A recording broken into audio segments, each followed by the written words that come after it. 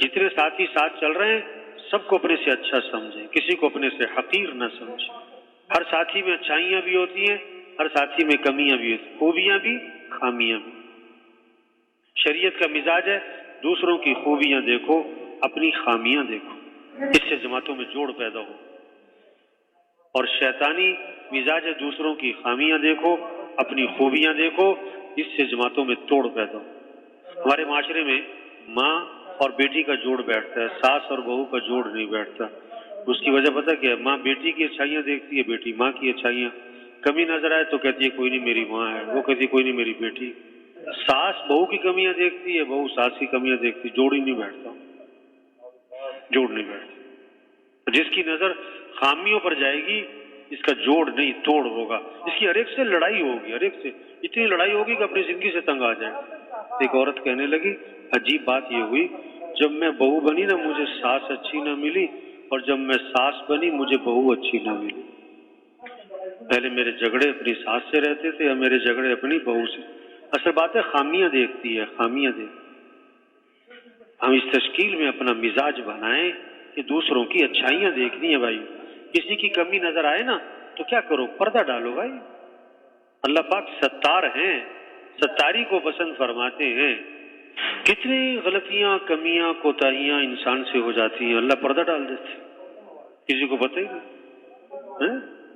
اللہ ایک آدمی کی ساری زندگی کی ساری برائیاں لوگوں کے سامنے کر دے تو کتنے لوگ ہیں اسے پھر شکل دیکھنے کے لیے تیار نہیں۔ اللہ ستار ہے۔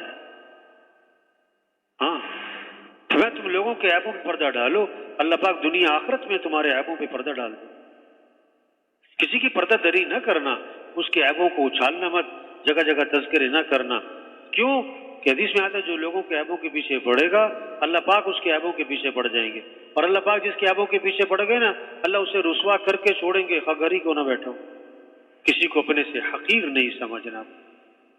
بِحَسْبِ امْرِئٍ مِّنَ الشَّرِّ أَن يَحْقِرَ أَخَاهُ الْمُسْلِمَ، میں آدمی کے برا ہونے کے لیے اتنی بات کافی ہے کہ کسی کو اپنے سے حقیر سمجھتا ہو۔ حدیث میں آتا ہے جس کے دل میں رائی کے دانے کے برابر بھی تکبر ہوگا وہ جنت کی خوشبو بھی نہ سونگھ سکے۔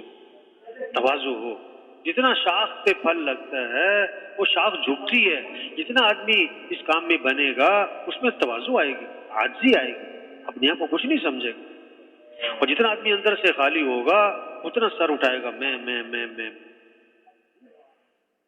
ہم کچھ نہیں ہیں۔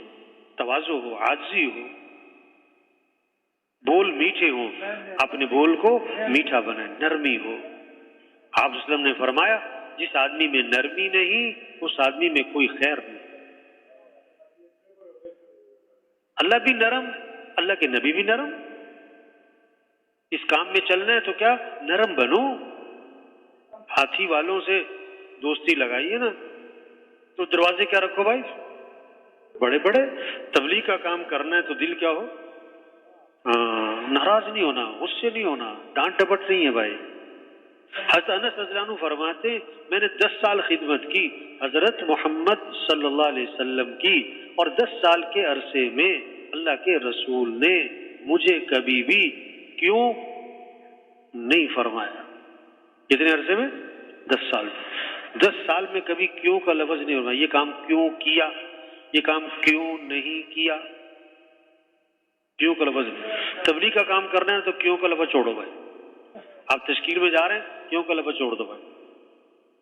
کیوں کا لفظ، تم کیوں دیر سے آئے، تم کیوں تعلیم میں نہیں بیٹھے، تم کیوں گشت میں نہیں تھے، تم کیوں سو رہے تھے، نہ بھائی کیوں کا لفظ چھوڑو۔ ہاں ترغیب ہے، ذہن بنائیں بھائی، کوشش ہو تشکیل میں طبیعت کے خلاف چیزیں آئیں، صبر، برداشت، کسی کی غیبت نہیں کرنی بھائی، غیبت نہیں کرنی بھائی، غیبت نہیں سننی بھائی، نہ غیبت کرنی نہ غیبت۔ آپ صلی اللہ علیہ وسلم فرما رہے ہیں صحابہ سے مجھے لوگوں کی باتیں مت پہنچایا کرو، میں اس حال میں دنیا سے جانا چاہتا ہوں کہ میرا دل سب سے صاف ہو۔ اللہ کے نبی ہمارے مجھے کسی کی باتیں نہ پہنچایا، میں دل صاف رکھنا چاہتا ہوں۔ جو آدمی غیبتیں سنے گا نا دل کوئی نہیں صاف رہنا اس کو۔ ہم کوشش کریں ہماری مجلسوں میں کسی کی غیبت نہ ہو۔ آپ صلی اللہ علیہ وسلم کے بارے میں آتا ہے آپ کی مجلس میں کسی کی غیبت نہیں ہوا کرتی، کسی کو بے عزت نہیں کیا جاتا،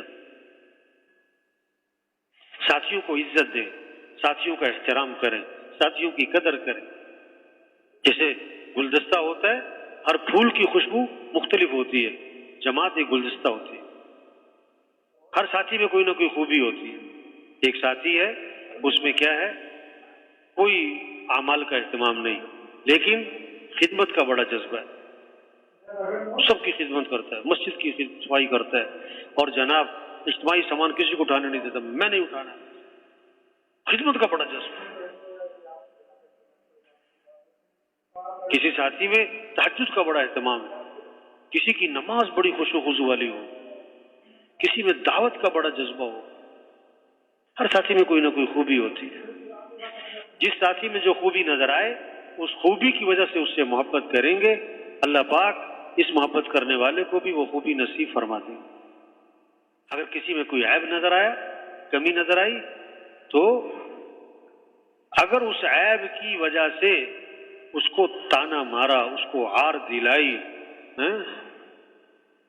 تو پتہ کیا ہے، تو پھر خطرہ یہ ہے کہ یہ تانا مارنے والا، عار دلانے والا بھی مرنے سے پہلے پہلے اسی عیب میں مبتلا ہو جائے گا۔ تو جماعت آپس میں جڑی ہوئی ہو بھائی، جماعت آپس میں کیا ہو، جڑی ہوئی۔